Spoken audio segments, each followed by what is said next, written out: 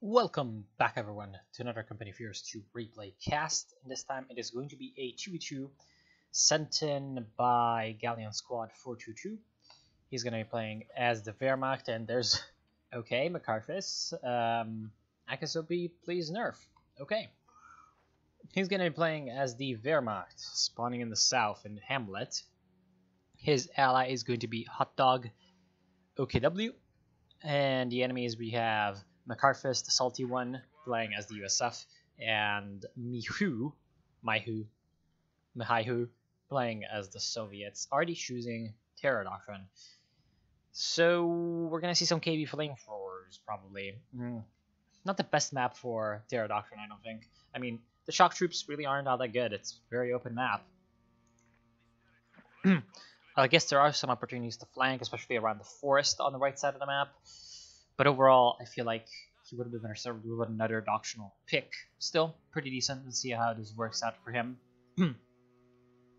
Hot Dog already moving towards the left side with his Sturm Pioneers. Let's speed it up. And looks like the first engagement will happen on the right side of the map. As also on the left side of the map, we have some Sturm Pioneers getting beaten back by the Riflemen and the Echelon troops.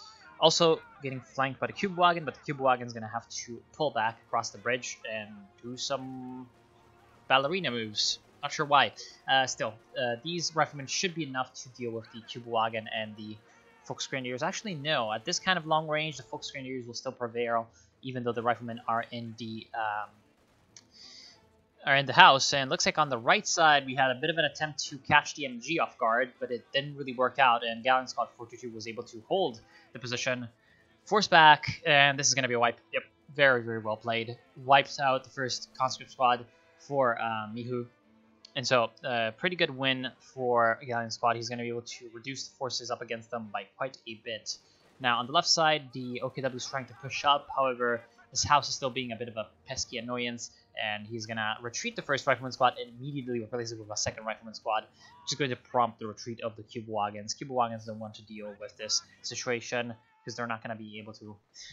Yeah, the salty one, getting in the fray and continuing the salt stream, doing his job. More Kubel, please. I mean, 2 Kubels, it's okay, but it's got its problems. Of course, you do have some extra map control with that Kubel that can run around pretty quickly, capture some points, but it doesn't really have the staying power of an infantry squad, and especially it doesn't have the, I guess, scaling potential with the veterancy and the late game that a Volksgrenadier squad would have. So you have some advantages and you have some disadvantages on that.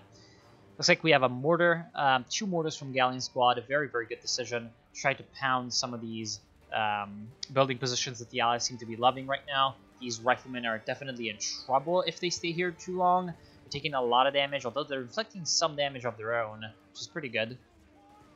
But yep, as you can see, finally some damage coming in from these Volksgrenadiers, and the mortars, very, very luckily for these Riflemen, seem like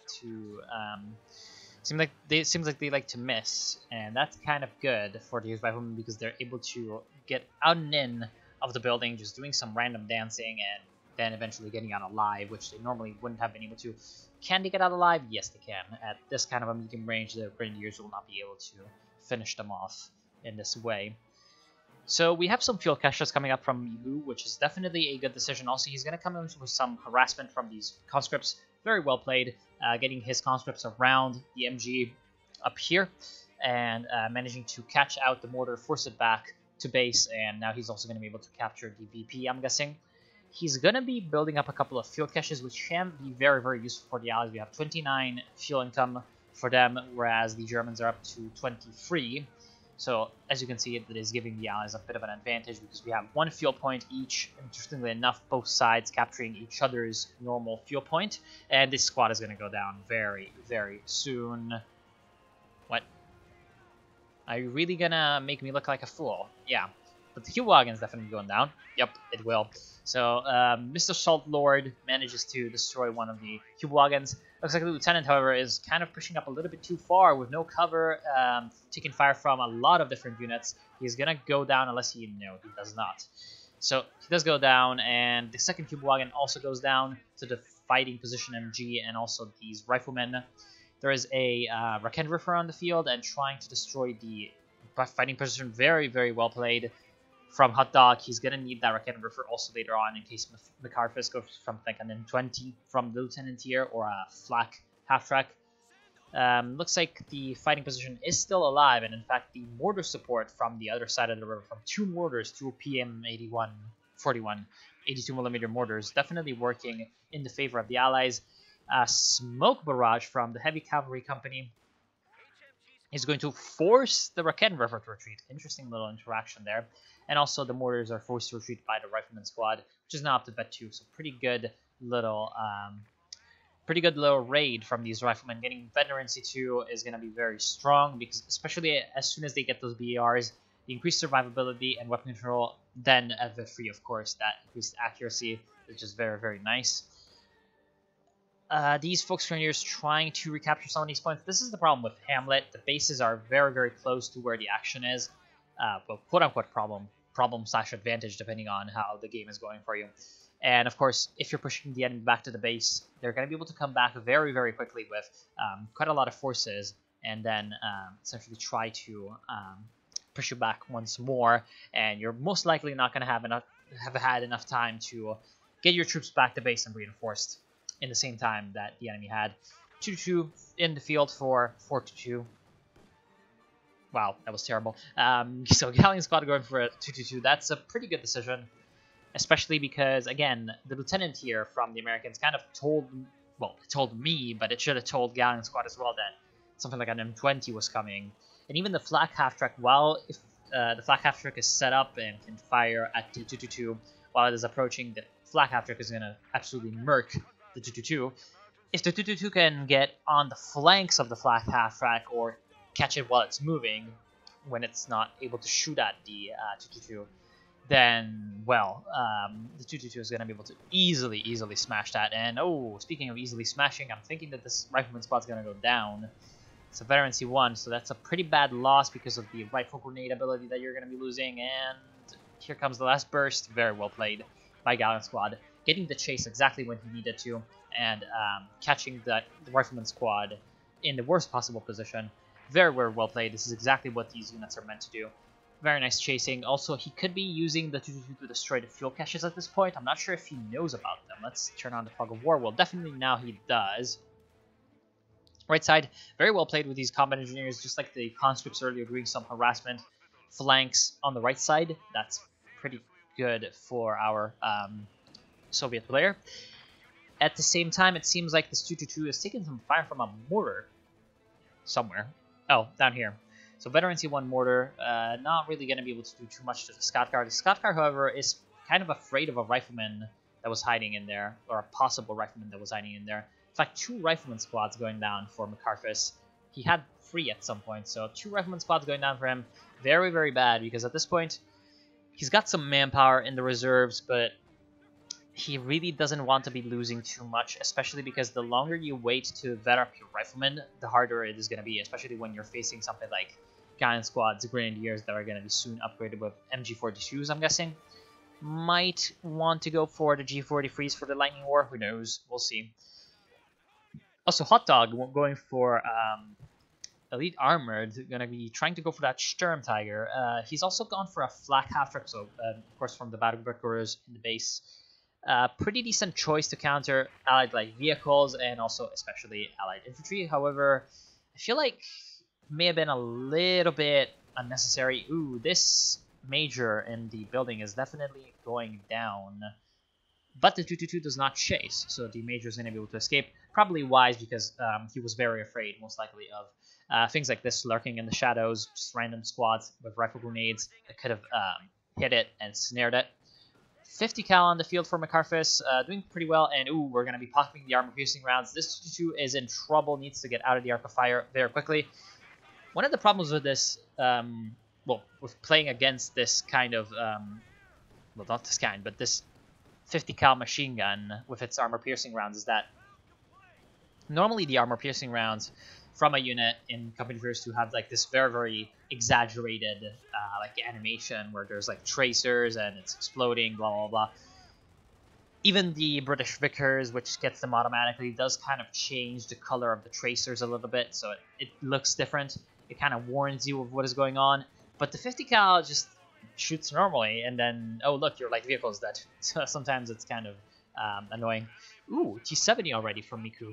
Pretty quick one at 12 minutes. Well, I mean, I've seen quicker ones, but considering the very, very unstable resource situation of the Allies, I feel like this is a pretty good little achievement for a Soviet player. We'll see if he can use that, however, as well as he built it. Now, at this point, on the right side, he has a very, very wide open little plane where he could just use the T-70, come in, smash this machine gun, come through. If he had the support of a Minesweeper squad of engineers, he wouldn't have pretty much anything to worry about. Of course, just trying to spot any kind of danger before it happens, both in terms of mines and in terms of enemy infantry or vehicles. So with a little bit of extra scouting, I feel like this T-70 could definitely work really, really well. Well, especially because Mihu also has 270 munitions, so he could also use these flares from his 2 veteran mortars. Actually, is this one vet? No, it isn't, but soon enough it will. So he's going to be able to use those flares to get some extra scouting, and looks like the T-70 is going to come in and try to destroy the flak half track, which forces the flak half track to pop some smoke. Smoke might be enough to save it, and the T-70 is kind of overextending into the smoke. The Panzerfausts from the Volksgrenadiers do not come in time because of the said smoke cover. Even if the Panzerfaust comes in right now, we're not going to have really anything to follow up on the damaged engine. I think that this was a bit of a waste of a Panzerfaust. On the right side, it looks like we have some conscripts trying to push up against the German sort of resource sectors, but the Panzergrenadiers will just kind of tell them kindly to get the hell out. And, of course, the conscripts do happily oblige. They don't want to face those Panzergrenadiers too quickly. Shock troops on the field for Mihu definitely meant to be a good unit to clear out the right side and keep control of it. And, well, maybe even to counter the Panzergrenadiers. Feel like this could be pretty good. We have a Stug coming in from Gallant Squad. Not entirely sure on this. I mean, like, maybe a Panzer IV would have been a little bit better overall, because at this point you have 32 fuel, and the Stug is like 90 fuel. The Panzer IV is 125. So, at this point, with 35 fuel in the bank, you would have been able to go for a P4. And yes, you would have waited like an extra minute or two, but the Panzer IV does give you quite a bit of an advantage when it comes to versatility, because it can also actually engage infantry, unlike the Stug. I feel like he's just kind of afraid of the enemy vehicles because of his army composition with 2 MGs and 2 mortars and a Panzergrenadier squad that he cannot upgrade with Panzerschrecks quite yet. And, of course, the 2 Grenadiers. So he's a little bit more afraid of vehicles, wants to get a bit of an extra stopgap measure to avoid that kind of problem, and yeah, something like this. So Sherman comes in, destroys that 222, which was a little bit too far up. But hey, I guess that's the job of scout units. Eventually you're gonna die. And, well, Obersoldaten on the field for Hot Dog.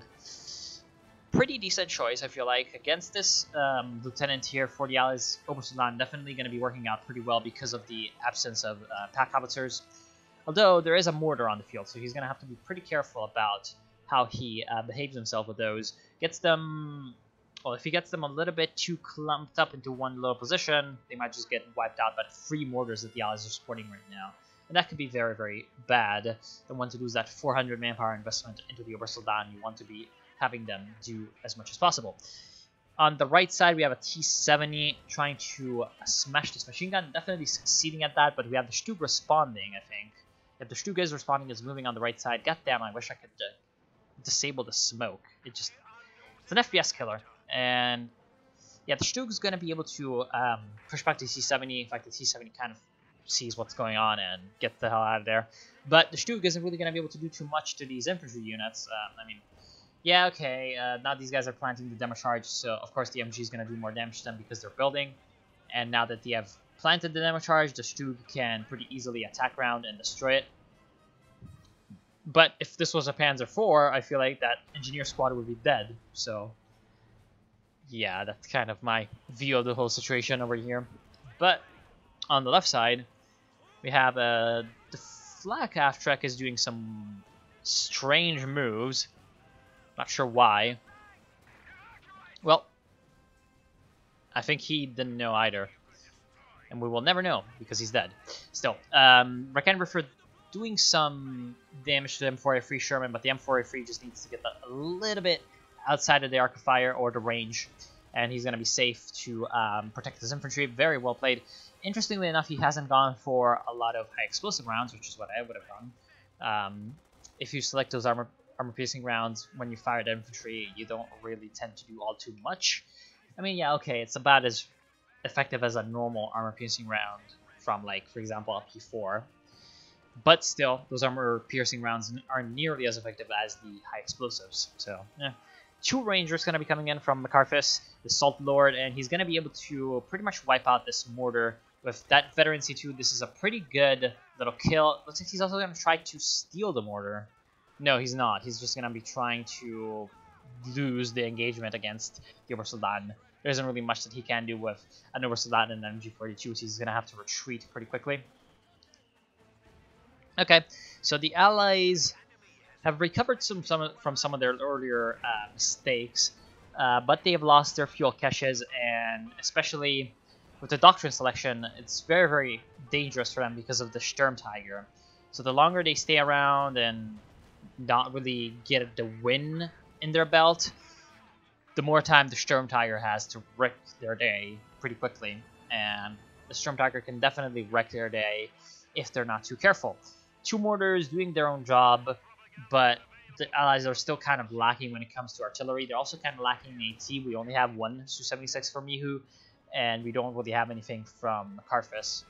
So the Salt Lord has gone for that Sherman. Wait, what? Oh, okay.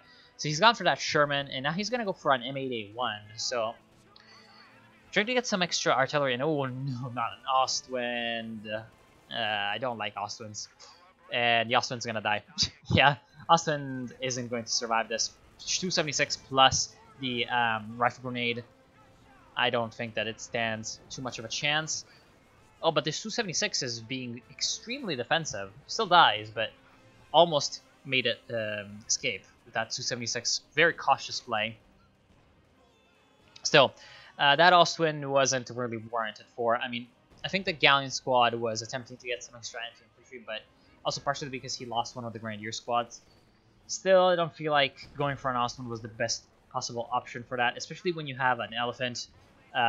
He's gone for the Jaeger Armor Doctrine. When you have an elephant sitting in your inventory for later, I would have gone for a Panzer IV. I do not know what these Wehrmacht players, like, why these Wehrmacht players just hate Panzer IVs, and for some reason I just don't see a lot of people going for Panzer IVs anymore, even though they're really damn good. I mean, 125 fuel, not very expensive, 350 manpower, same, pretty quick, decent armor, very good gun for the price. What do you want? I mean, like, it can take on pretty much any allied medium that's not a T-34-85 or an EZ-8, and it can also do pretty decently against the tank destroyers because it's pretty quick, and so it can flank them. It can deal with the infantry. Like, it can upgrade the MG42. It gets the armored skirts of it too, so it's even more survivable. I mean, it's just a good tank. Get it? It can use can use the spotting scope. It can use the Panzer Tactician. All those things. I don't know. Go for a Panzer IV. It's good. He is going for something. It's another Ostwind. I mean, I may eat my words later, but I don't think the Ostwind is the best choice right now. Still think it's a pretty bad choice. I mean, it's gonna do some damage to the infantry, sure, but unless you can get like a critical ball of 2 Ostwinds on the field, the Ostwind really isn't gonna be able to get any wipes. And especially, it is extremely vulnerable to something like a Su-76. It is even vulnerable to the likes of the Sherman. And I mean, we're also kind of facing the Soviets, so there might as well be some AT guns. Right now, Mihu hasn't gone for any Zis-free AT guns, which is a mistake. He should have gone for some Zis-frees, but hey, he might do so soon. Ooh, cool ambush from the Raken River. I think that this M81's days are kind of numbered, but he managed to escape just slightly outside of the range of the Raken River, thanks to its very, very excellent mobility. Getting some extra pot shots on the rear of that Raken River. Ooh. So the Yak Panzer IV are doing some stealth missions. getting in there and not being very stealthy about destroying this little wall. I wonder if the allies noticed that, but still. Looks like they didn't, because they're pushing in a Sherman completely obliviously, it seems. But he might be able to flank around. He might be able to get behind... Oh, he's trying to go for the Ostwind. Yeah, is there anything set up as a trap to save the Ostwind? Is the Ostwind a bait? No, it isn't. I mean, unless the Jagdpanzer can do something, there goes a squad for the Galleon squad. Looks like the Grenadiers he just purchased were destroyed. And rear armor hit. Oh, it's the Jagdpanzer. Very well played by the Jagdpanzer, and ooh, there goes another squad for Galleon Squad 422. The Panzer Grenadiers this time, so he's kind of feeling the hurt and taking a lot of losses. Jagdpanzer 4 very nicely using those heat rounds from the Elite Armor Doctrine to finish off the Sherman, getting a very nice kill off on a potentially very pesky unit that the Allies were vetting up just now. I mean, if that Sherman had managed to reach a couple of units of veterancy and use those high explosive rounds pretty well, the German infantry would have had some good things to worry about rather than, you know, their dinner. And that would have been pretty bad for them. We have a Katyusha coming in from Mihu, definitely a good choice, because he needs that extra bit of anti-infantry support and especially anti-support weapon support. He wants to be able to barrage those down before they cause too many problems. I mean, they already caused too many problems with that 17-kill mortar, and this mortar was the crude earlier, but it also had a lot of kills. Still, what's kind of risky about the Katyusha is that it's Hamlet, so the map, again, is kind of like not too deep. As I say, you can walk from one base to another pretty quickly. You can drive, of course, even quicker. So if you have your Katyusha like possibly hidden in some place, you could still be at a bit of a risk of the Katyusha getting flanked and hunted down. Here we come with the first barrage on the Veteran C2 mortar. Pretty decent choice, however, he's made a mistake now. He's going to be able to get a couple of kills on these Grenadiers anyway, and probably be able to destroy the Grenadier from Mortar Cruise HP. No, very lucky. I'm very lucky that he survived with that veterancy. Still, the mistake was that he fired from maximum range. You never want to fire from maximum range with the Katyusha because, well, not always, but mostly you don't want to do that because it's just so damn inaccurate at maximum range. And now that the Katyusha has fired, well, it's time for the infantry to push up for the Germans while the Katyusha is reloading its rockets. We have some pretty good casualties coming in. A mortar is going to go down. The M81 is firing on the German troops and doing some good damage. However, it's going to get chased off by this Jagdpanzer. Jagdpanzer taking some fire from this M157mm AT gun. M1 pops the AT armor-piercing, discarding the Sable rounds, and in fact, this Jagdpanzer decides to, instead of reverse back into the base, to reverse back into the enemy base, and that's definitely not what you want to do with your summer vacations, Jagdpanzer. You have just been killed. And that was an interesting little choice. Now, I feel like that was a misclick. He probably just misclicked on the map while he wanted to click on the screen. Unfortunate mistakes were made. And right now, is this the same Ostwind? I feel like it is. So doing okay. Got a couple of kills. On the right side, we have a couple of Soviet squads doing their own thing. Looks like these guys were a little bit smashed by the minefield. Very nice S-mine placement for Galleon Squad. Very nicely placing that pesky minefield that just covers the entire point and basically just prevents the enemy from doing anything quickly. They have to bring in some minesweepers, take for an incredibly long time, just kind of sit here sweeping down the mines. Could be better, could be worse for them, but especially could be better. So Su-76M got a couple of veterancy stars by just getting pot shots off on the Ostwinds, I'm guessing, and also maybe on the Jagdpanzer. There's another Ostwind that's coming in, and also a Stuka barrage from Hot Dog. Interestingly, going for a Stuka destroys in a counter battery the Katyusha. Very nicely played. So kind of paying for itself already. Not entirely, but almost. Still interesting that he decided to not go for the Sturmtiger. I mean, he does have the resources for that. And at this point, after spending, like, what, 60 fuel on the flak half-track, and what else did he go for? Well, this is exactly why you don't go for the Ostwind. I mean, he still managed to get the Su-76M. That's because of the Stug. I mean, the Stug could have been essentially doing that all on its own. And in fact, he's going to be staying around with the Stuk, trying to destroy the Su-76, which was abandoned, exposing the Stuk to a very, very risky little environment with this AT gun being there. And ooh, a conscript squad with AT grenades are coming in from the rear. Very luckily, decides to not run over the demo charge, which would have spelled its doom. But conscripts, no, he could have stayed and thrown another AT grenade. Bazooka very luckily does not penetrate the frontal armor of this Stuk 3G, so the Stuk 3 might actually be able to survive and escape this. We have some Grenadiers and an MG coming up. They might be able to pin down this Captain Squad before it can finish off the Stuk. In fact, they will not be interested enough to chase, and a Stuka close air support, Stuka bombing strike, destroys the demo charge and neutrals the point. VP's situation is pretty much in favor of the Axis right now. We have 387 points for them as opposed to 225 for the Allies. Very nicely using this M8A1. McCarthus, the Salt Lord, is managing to push back on the left side of the map, but the center has kind of fallen to the Germans, whereas the right side seems to be pretty much Mihu's territory. He has been very, very nicely just continually putting up pressure with his, I guess, spare units, coming in with the engineers, the conscripts, depending on the situation, and getting some good captures off on this victory point. This has been definitely that which has been keeping the Allies in the game, because otherwise they would have been kind of smashed. I mean, if there had been a triple cap in place for even like 2 extra minutes, right now the Allies would be at 100 points. So this would be a pretty terrible situation for them, if not for that. Now, Mihu isn't going to be going for any KV flamethrowers anytime soon, so it looks like his usage of terror tactics is going to be at an end. Of course, he can still use the fear propaganda artillery to pretty good effect. Fear propaganda artillery can be very effective, especially because it forces AT guns to retreat as well.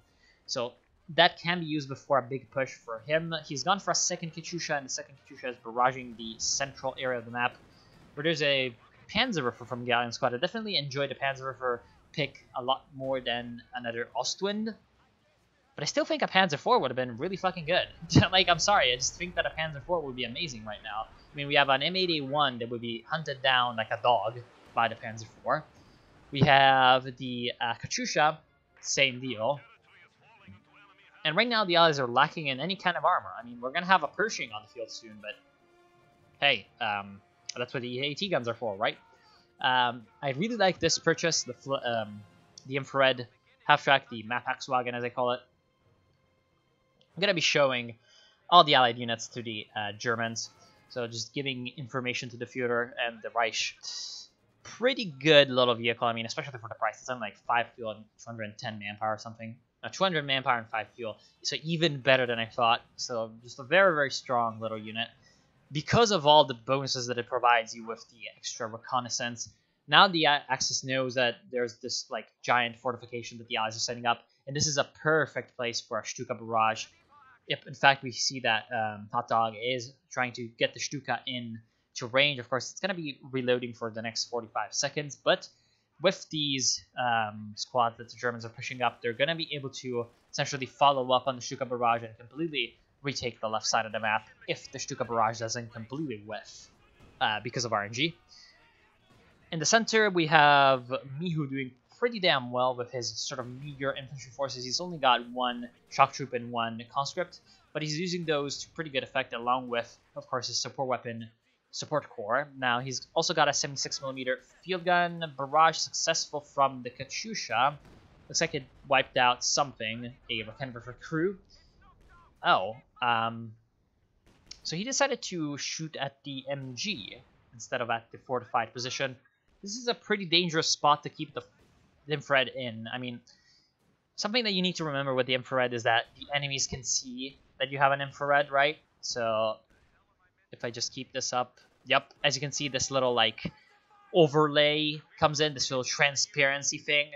That tells the Allies that they're being spotted by an infrared half-track. So, I mean, I also thought that it gave you the line of sight thing of this, like this cone of effectiveness. I thought that it gave you the cone and the fog of war as well, but it appears like it doesn't. So Pershing's on the field from McCarthus to Salt King, and right now he's, well, I mean, the Pershing's very, very good. Like, he can use it for pretty much any kind of purpose he wants. He can use it to hunt down vulnerable units that normally stay in the back line, like of course the infrared half-trek and the Stuka, and of course the Panzerwerfer as well for Galleon Squad. He can use it to flank the Stug, he can use it to, well, I guess destroy enemy mediums if there were enemy mediums, and especially it's very, very effective against infantry with that 90mm. So overall, Pershing is going to be a big, big menace for our Axis players. We have 700 manpower from McCarthus, so he's going to be bringing out the Salt manpower soon enough, and that's, well, pretty scary for our German players, because if McCarthus can bring out a couple more rifleman squads and a couple of, well, maybe one rifleman squad and 2 rear echelon troops, he needs the rear echelon troops to repair the Pershing, because yes, he could just jump out the Mayday 1 howitzer mortar carriage crew and use that to repair the Pershing, but that's kind of like micro intensive. You have to jump these guys out, repair the Pershing, jump them back in. In the meantime, this thing isn't firing. Not good. Very nice to see using the infrared half-track to get the Stuka barrage to destroy these 2 weapons. And for example, as you can see, 5 kills on the Panzerwerfer. I'm not sure how many of those were from this barrage. It looks like 0. And how many kills from... Nice Panther. How many kills from this guy? 11. Not sure how many of those were from the first barrage, but still, you got like 4 or 5 kills. All of these kills, actually no, all of these 11 kills were because of this infrared half-track, in fact. So this is just the effectiveness of that vehicle. You just need to, in some way, deal with it. Otherwise, you're just going to be boned by the artillery, and that's not good. Ooh, here comes a Katyusha, potentially very dangerous for the Panzerwerfer, but it looks like it's firing on the Schwer Panzer.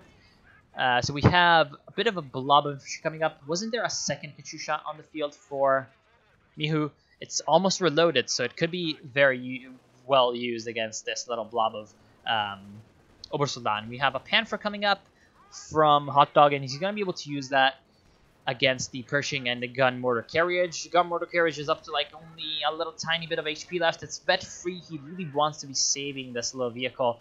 Pops some smoke and gets away. Very, very lucky that it did not die from a random stray mortar shot or something. In the meantime, Galleon Squad very nicely pushing back against the Soviets on the right side, getting some points under his control and getting another VP in the center. So overall doing really well, while his ally and himself are kind of doing the attrition war against the Americans on the left. They can sort of breathe a sigh of relief because they have a little bit of extra territory in the center and the right. They're going to be controlling both of these fuel points now that this fuel point falls into the hands of these Grenadiers. Very nicely pushing up with some Panzergrenadiers. Unfortunately, he's going to be losing them to the very, very well used shock troops. Shock troops at this kind of close range. Very good grenade. Oh, this is going to be a wipe, I think, on these Panzergrenadiers. Very lucky if he escapes. The shock troops are going to be chasing them down with the Papashas. Are the Papashas going to be enough? No, they're not. Very luckily, he manages to escape with that veteran C2 squad. Right now, the center is going to be held by the Stug, but Stug really not going to be able to do too much. Looks like the Allied artillery is still kind of doing its job and putting some pressure on Schwer Panzer quarters. Panther's trying to come in, but it's going to get pushed back by not only the AT gun, but also the Pershing, which has now been repaired. Very nicely, continuing to push up on the right side for Galleon Squad, putting a lot of worries on the Allies. They need to do something to deal with this right now. Mihu needs to start recapturing the right side again, because as you can see, the income of resources is very, very much in favor of the Axis. And we have this engagement coming in. Ooh, the Pershing is in very big trouble, as is the Panther, to be completely honest. The Panther's trying to escape, does go down to the Pershing's 19mm. Very well played. But the Pershing's going to go down to the Raketenwerfer. So pretty good presence of mind from Hot Dog to reposition the Raketenwerfer from firing towards like the west, towards firing across the river at the Pershing, getting that last bit of shot off on the rear armor to get the kill. So overall, a pretty even engagement, I feel like, for both the Allies and the Axis. The Allies were able to keep control over the left side of the map for a little more longer, but they also lost a more valuable unit in the Pershing as opposed to the Panther. Here comes a couple of Katyusha barrages. Katyusha barrages on the battle group headquarters are going to go and head and destroy this Raketenwerfer and do some damage to the battle group. Another Panther on the field, going to be spotted by the Katyusha barrage. Recon by fire coming in for the Allies, and At this point, I feel like Galleon Squad is in a very good position with a Panther, a Stug, and a Panzerwerfer. He's got tools to deal with pretty much anything that he wants, and he can use this Panther to chase down the pesky M81, which so far has been annoying the Axis to no end, and oh, this is going to be pretty good for it. Big blob of German troops. This could be bad. Very luckily for the Germans, it misses. Now at this point, the Panther is still kind of scared to death of, I'm guessing, mines and enemy AT guns. There goes the Su-76 by something. Not sure what killed it. Still, pretty good pickup for the Germans. Going to be coming in with that Panther, and finally I think that the M81 is going to go down. Pops the smoke just to be a troll, but Galleon Squad does know how to attack round, and that misses. Very lucky. Very lucky for that M81. I mean, I feel like Galleon Squad could have stayed there and destroyed that. Ooh, here comes a ML-20. No, what? Oh, IL-2 precision bombing strike, almost destroying the Sure Panzer, but it's not going to be enough. I mean, needs some extra damage coming in, and he does not have anything to deliver that extra damage. He's only got Katyushas, which is still a big mistake. I feel like after 3 Katyushas, that's a little bit too much. I mean, maybe 2 would have been enough. Of course, without losing the first one. But at some point, you need to start thinking about vehicles, especially against an elite armored player. And I mean, they don't know that it's Jaeger armor, but hey, a couple of Su-85s at this point would definitely serve Mihu pretty well. I mean, he doesn't have the resources for a couple of Su-85s, but at least one would have been available to him. And there goes the Schwerpanzer.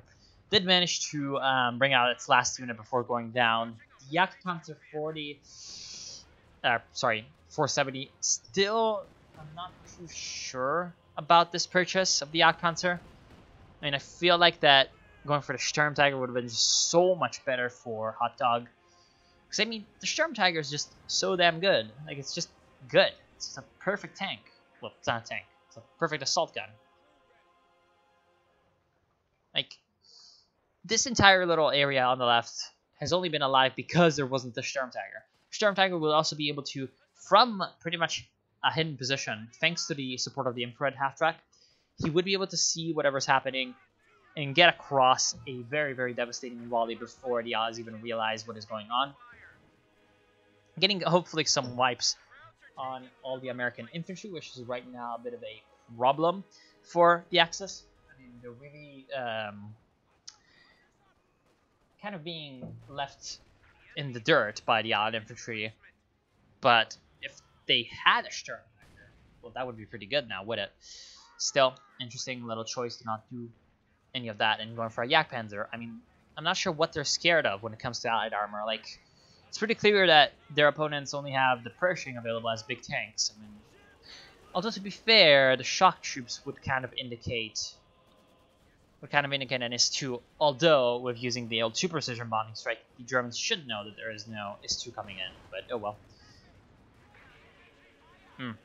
So on the left side, the Panthers pushing up. Lack of infantry, or rather anti-infantry firepower for the Germans, definitely being felt right now. As you can see, these Rangers and Riflemen, well, actually no Rangers, the Rangers is kind of hitting back here.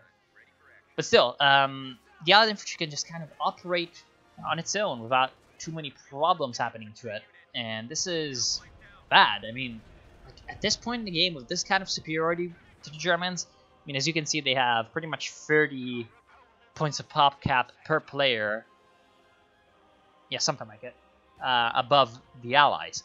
So at this point, they should be just leaps and bounds beyond the Allies, especially considering that the Germans, and I mean, they're better late game. So they should be just destroying the Allies at this point, and it's pretty sad that they're not. I mean, we have a Broom Bear coming in, finally, very, very good. I like the Broom Bear purchase from Galleon Squad. They need something to deal with this American infantry force. They just need something to destroy the troops on the ground. They don't need to be able to destroy like the M81. I mean, of course they need to destroy the M81, but they've got the tools to do that already. They don't need more AT, they need anti-infantry. Right now, Mihu is starting to come back on the right side. He has managed to recapture all these points nearer to the base, but now he's also captured the VP. VP situation is 252 for the Germans as opposed to 151 for the Allies. So it's still pretty decent for the Germans. However, it looks like they've kind of lost a little bit of their edge. And at this point, they're going to be needing to get some extra pushing going on against the Allied infantry. Again, they need that anti-infantry. They need something to deal with this. Otherwise, they're going to have problems. Because at this point, they've been winning all the engagements. It's just that at the end of the day, all the German infantry goes back to base, goes back home to replenish, and there's always one or two Allied infantry squads left to just keep control over the points. And it's just kind of been a little bit too harsh on the Germans. Very nice Stuka barrage, going to be taking out almost entirely the machine gun crew. With the MG42 on top, manages to finish that unit off. And right now we have a couple of AT guns, or rather one AT gun, taking some pot shots at the Brumbear, but the Brumbear is going to be not too amused and just pull back. Right side of the map is going to go back to the German control, I guess, unless these conscripts can deal with two Pioneer squads, and I doubt that is possible. Ooh, bit of a mass rout from these Panzergrenadiers, not sure. Oh, this is the Maxim. Okay. Panzerwerfer barrage, no, Katyusha barrage on the left side, almost destroying this Volksgrenadier squad, but not really managing too much. Finally, there's a Sturmtiger on the field, misses completely the Rangers. Interesting, but that's pretty good. We have a Jackson on the field for the Americans. Going for the Jackson instead of a Pershing. I feel like this is a mistake. Yeah, no, I don't feel like this is a mistake. It is a mistake. I mean, it's going to be able to deal with the Brumbear, especially if it stays there like a Dumbo. Please retreat, Brumbear. Please retreat. Oh no, Brumbear is going to go down. Well, Bear Hunt is successful for the Allies, getting the last remaining bit of damage off of that rifle grenade. At the same time, however, the Germans are pushing in the center and the east. They've also managed to neutralize the western side of the map. And at this point, with sort of the extra momentum that they do have, they should be able to use these two Panthers. Wait, two Panthers? One Panther. That's the second Panther, so a little bit dead. They should be able to use their Panther to sort of flank the Jackson, while the Jagdpanzer and the Stug work against it from the center. I mean, of course, or rather from the front. Of course, with one Stug, one vet-free Stug, no rather less, no less, no rather. One of the two, not both. And a Jagdpanzer. I mean, the Germans are just completely in control of the AT game. They shouldn't have any problems dealing with that at armor. We have a T-34-76 on the field from Yehu. Definitely needs a bit of that Su-85 love. I mean, that Su-85 would be very, very strong against the Panthers if it's able to keep its distance. And especially it would be very strong against the Stug because it is a little bit better at that long-range game. Ooh, Katyusha barrages coming in on those Panzergrenadiers. A little bit of damage coming in, 18 kills of that Stuka, or that Katyusha. And this is exactly what I was thinking the Panther should be doing. Manages to get in the rear onto the Jackson's rear and manages to destroy it just at the last possible second. It's taking some fire from this AT gun, but unfortunately the AT gun's not going to have the, I guess, rotation to keep up with the Panther just jerking about. Interestingly enough, the Panther is in a pretty precarious position, however.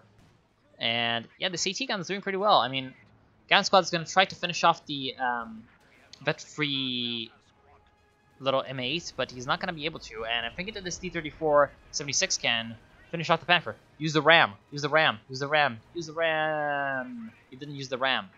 Could have killed him with the ram. And there's Rangers over here, which can't really do anything against the Panther. In fact, another Ranger squad is going to be a target for the Sturmtiger. This is... Wow, that was an incredibly, I guess, anticlimactic Sturmtiger shot. I mean, he could have just adjusted the aim a little bit.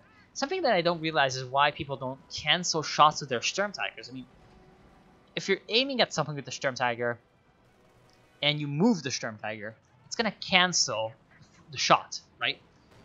So if you see that you're going to be missing with the Sturmtiger, you might as well just move it by half an inch and then move into the position where the enemy's going to be. Like, I just don't understand that. It's something that kind of irks me sometimes. So going with that reloading, and hopefully soon enough he's going to be able to get a good shot rolling. He's got a Oh my god. 35 kill over Sudan. Pretty good. See, the reason I said oh my god like that is because I thought it was 54 kills, but no, I just read it wrong. Still, pretty decent. I mean, Vet 5 over Sudan, definitely a good unit. KV Flamer from Mihu instead of a Su-85. What is this incredibly weird judgment when it comes to vehicles? Like, he needs a Su-85 at this point. It's just not even a question. I mean, when the enemy has a Stug at Veterancy Free, a Jagdpanzer 4, a Sturmtiger, and a Panther, like, you need something to deal with this. You don't need a KV Flamer to deal with the free Panzer Grenadiers. I mean, yes, he's using that, and that's very good. Like it. But perhaps you could have gone for a Su-85 and then gone for a KV Flamethrower if you just so needed the KV Flamethrower. You need something to deal with the vehicles, and one AT gun and one T-34-76 just isn't going to be cutting it. You need something a little bit sharper against that kind of defense. And, ooh, well, that's an interesting little model for the Mechanized Regiment Headquarters. Looks like it's got, like, stages of destruction? Really now, I've never seen that happen. And Relic uses their time doing these things. Cool. Well, it's gonna go down. Anytime now. Germans recapturing the right side, as you can see on the minimap, and on the left side, there's a bit of a skirmish going in. So the Sturmtiger's back in black, and now, ooh, 36 Jackson. So we have a bit of a prediction shot. Very good. This is exactly what the Sturmtiger is meant to do. Getting the wipe on the Rangers. The veterancy-free Rangers are never going to be coming back again. This is exactly what the Sturmtiger is made to do, as I said. And so I'm very, very happy that Hot Dog finally managed to do something with it. But at the cost of a Jagdpanzer, maybe. This is not too good. Oh, so lucky. Manages to bounce the shot from the M36 Jackson due to that Kruppsteel in the front. So pretty good little bounce on the RNG there. RNGs is coming in to save that Jagdpanzer. At this point, we have another Ranger spot coming in for the Salt Captain. And right now, well, I mean, I'm not sure he needs that extra Ranger. I would have gone for a Rifleman, maybe. No, actually, who's kidding? I would have gone for the Rangers too, but I would have been wrong. I feel like a Rifleman would be much better right now. If he were to upgrade, does he have weapon racks? No, he does not have weapon racks. So, okay, maybe the Rifleman wouldn't be better. But if he did have weapon racks, a Rifleman with 2 BARs at this point would be very, very good. One thing that maybe you do not know, the Carfist, the Salt King, is that if you upgrade these Rangers with the Thompsons, you get 4 Thompsons, but these don't take up weapon slot. Well, actually, they take up 1 weapon slot, and the Rangers have 2 weapon slots per squad. So this 5th guy, let's see. Oh, damn it. We've only got 2. Well, I'll show you later. The 5th guy still keeps the M1 carbine after you upgrade. Well, in the meantime, we have a pretty huge push from the Germans coming in, and sends packing the entire Ranger force because it destroys the ambulance. And here comes the T-34, which hasn't been repaired in these, like, 25 minutes, and that's kind of not good. The Jackson's a little bit out of position because the Germans were able to cut off the Jackson from the base, and now they're going to be able to come in around and destroy this AT gun with the MG42s mounted on top. Pinto-mounted machine guns working in, and unfortunately the Zis-free AT gun doing very well against the Stuk-free, and the Brumbear simply couldn't keep up and do anything to save it over there, so quite unfortunate there. At this point, the Panther's going to have to retreat as well. I mean, Galleon Squad could have come in and tried to destroy the Jackson, going in 100% balls deep, but I feel like playing a little bit safer was the better option for him. He needs that Panther with the Veterancy 2 up and running as much as possible.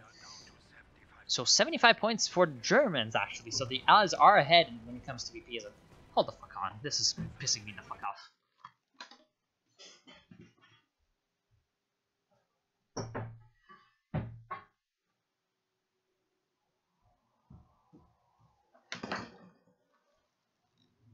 Okay, not sure if you could hear that, but my door was being retarded. Ooh. Okay, so Brumbear doing its own job. Now, somehow, some way, the Allies were able to Another Stube. Huh. Why? I mean, if you wanted the extra AT, why couldn't you just go for a second Panther? Which would provide a lot more mobility against something like a Jackson. It would provide a lot more mobility against something like a KV Flamethrower.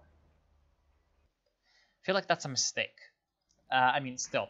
The Germans are going to get a triple cap right now, and the Allies only have 2 minutes left on the clock, unless they lose, or rather they want to lose. I'm not sure they want to lose, but hey, maybe they do. This is a pretty interesting little angle of keeping a Sturm Tiger. I mean, I'm not sure what he thought was going to come over the bridge, but why are you running away from Rangers? I mean, if anything, it should be the Rangers running away from you. I mean, of course, he's scared that something like this was going to come up, but now he sees that it's coming up, and he can use the Jagdpanzer IV accordingly.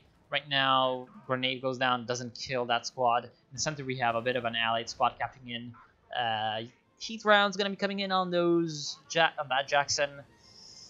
Not really the best possible option. Ooh. Very good Katyusha Barrage, going to be taking out those Panzergrens. 29 kills and 19 kills, definitely paying for themselves at this point, but Mihu is still definitely lacking in that AT compartment. Hits a Teller Mine, it looks like, and this is pretty bad. I mean, if the Panther was repaired, he would be able to use the Panther to just come in, flank this thing, and destroy it. There's absolutely nothing that Mihu can do about it because he has no AT, and you gotta emphasize it like that because, I mean, at 56 minutes in game against the Germans, you don't want to be running around with no AT. You just need something. Ooh, cool ambush coming in from these Panzergrens. We're hiding in the corner of that tree line, and now they can die to the shock troops. That's pretty sad for them. I mean, they did a pretty cool ambush on those combat engineers, but now, well, gets flanked by the shock troop squad. The grenade doesn't do anything, and they're going to be retreating back to base. Very unfortunate. Right now, it looks like this Jagdpanzer is going to have to retreat away from the wary eyes of these Rangers so that he does not get spotted, and if the Jackson comes back in, it can ambush it. No infantry units left for McCarthus at this point. Should have gone for some riflemen. They're cheaper than Rangers. Maybe at this point you would still have an infantry force. And yeah, at this point I don't think that the Allies have the forces required to come in and capture either the extreme right or the center, and they definitely do not have enough to capture the left side of the map. So I'm gonna call it. I think that the Germans are gonna win. I mean, especially considering the fact that both Mihu did have a little bit of extra normal infantry, but he concentrated very heavily on support weapons, and eventually he lost all the support weapons to the Panzerwerfer and partially the Stuka as well. What happened to the Stuka? It's up 31 kills, so doing pretty well. Yeah, this infrared half-brick helped out very much for the Germans. Did a lot of work for Hot Dog, and I feel like right now, yeah, the Allies just don't have any options left. I mean, finally we have a Su-85 for Mihu, but it's too little too late. I mean, he's going to be able to capture the center with the support of that Su, but they can't have the Su be on 2 places at once, and with 63 points being the reserve that the Allies are left with, it's 3 minutes until they lose. I mean, this isn't good for them, not good for them at all. They're going to be trying a last-ditch effort with the KV Flamer to wipe out one of these Panzergrenadiers, but it's not going to go to good fruition. Panzergrenadiers survive, and the KV Flamethrower goes down. KV Flamethrower could have been used a little bit more conservatively to hold one of these points, but at this point, the KV Flamethrower is just so damn vulnerable to the Axis Goon Squad of AT, which is what I'm going to call it. And what is this guy doing? Trying to hunt down the Katyushas as a Jagdpanzer IV. This isn't your job, Jagdpanzer IV. You're going to go down to the Pershing. So the Pershing pretty unceremoniously completely smashes that Jagdpanzer into the dustbin of history. And right now we have 2 victory points controlled by the Germans and 1 sort of controlled by the Allies. But even this one is very much precariously held by the Allies. I mean, if the Germans were able to secure the center a little bit better, they could just throw units at the right and get a bit of a victory there. Pershing hits a mine, goes in without any mine super support. This is definitely a mistake. I mean, I don't need to tell you that, and there goes it. Although, there isn't really a lot to support this Panther, and the Panther's showing its rear arm with Jackson. So yes, it's actually the Panther that's going to go down, especially with the Su-85 coming in. Yeah, this is why you go for a Su-85, brother. Oh, there's a KT. Okay. Sure. This is why you go for a Su-85. This is why you go for a Su-85 earlier. And don't wait until 56, 57 minutes for a Su-85. It's like, you should really go for one, especially if you can't go for an S2. So some very, very questionable armor choices from all the players, but especially from Mihu, the Soviet player. And in the end, the Germans were just able to use their artillery better. I mean, the Allies did have these Katyushas that did quite a bit of damage. I never really realized that there was this statue here. They used those Katyushas as well, 24 and 40 kills. But they... Okay, so they got more kills than the Stuka and the Panzerwerfer combined. 32, 17, okay, 41, 51, and this is 24, 62. So yes, they did get more kills with the Katyushas. But the difference was that the Axis were able to use their artillery to get more pressure than the Allies, because whenever the Axis fired their artillery, it was with the support of that infrared half-track. They were able to destroy the support weapons that the Allies had constantly, prevent them from getting any kind of veterancy, and then come in with their infantry, which was meager, very meager infantry, not enough at all. But eventually they just were able to thin out the Allies enough that even with meager infantry, they were just completely, I guess, uncontested on the map. And then they were able to capture all the points, and, well, they got a triple cap, they won. Whereas the Allies, they just kind of threw their artillery randomly. And at some points, they got very good barrages. For example, I remember when they wiped out this Pigran squad over here. So they did manage to get a couple of wipes, especially on Galling squad, who was pretty much under constant artillery barrage this entire game. But at the same time, he was still able to sort of keep up his infantry force even without the veterancy, keep capturing points on the right side, keep, I guess, putting up pressure, and then coming in with the vehicles that, of course, didn't really care too much about the Katyusha barrages, and use those to good effect. So in the end, Germans winning because of their better artillery / combat troop coordination. And the Allies could have definitely used some better armor picks, as could the Germans have. I mean, yeah, overall, I think that's about it. Thank you for watching. Hope you enjoyed. And I'll see you soon.